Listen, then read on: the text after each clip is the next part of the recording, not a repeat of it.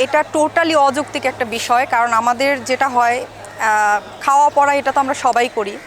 তো আমাদের সবার সিচুয়েশন কিন্তু একরকম থাকে না। একদম নিম্ন মধ্যবিত্ত থেকে শুরু করে একদম নিম্ন গ্রেডের থেকে শুরু করে অনেক হাই লেভেলে মানুষ বসবাস করছে। এখন এক একজনের অ্যাবিলিটি অনুযায়ী এক একজন এক একভাবে লাইভ লিড করছে। এখন হয় কি, আমি কি খাচ্ছি, আমি কি পড়ছি, আমার অ্যাবিলিটি অনুযায়ী আমি করছি, বাট সেটাকে শো আপ করার কিছু না। এতে করে হয় কি, কারণ আমি যেটা খাচ্ছি খেতে পারছি, আমি যেটা পড়তে পারছি, হয়তো এরকমভাবে অনেকেই পারছে না। তো মানুষের মনে কিন্তু একটা আফসোস বা কষ্টের একটা জায়গা তৈরি হয়।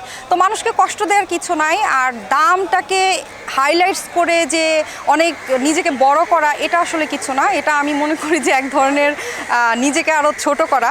কারণ দাম বিচার করে আসলে কোনো কিছু হয় না। আমি মনে করি যে আমি একটা ড্রেস পরবো যেটাতে আমি কমফোর্টেবল বা আমাকে যেটা ভালো লাগবে, সেটাই আসলে ফ্যাক্ট। আর এই ধরনের কোশ্চেন করাটাও আমি মনে করি যে একদম ঠিক না। কারণ হচ্ছে একটা শিল্পী বা আদার্স যাদের সাথে এই ধরনের কোশ্চেনগুলো করা হয়, তারা তো ইচ্ছে করে অ্যান্সারটা করে না, তাদেরকে কোশ্চেন করা হয় বলেই করে। তো আমার মনে হয় যে এই ধরনের কোশ্চেন থেকে বিরত থাকা উচিত, কারণ সোশ্যাল মিডিয়াটা নষ্ট হয়ে যাচ্ছে এই সমস্ত কারণে।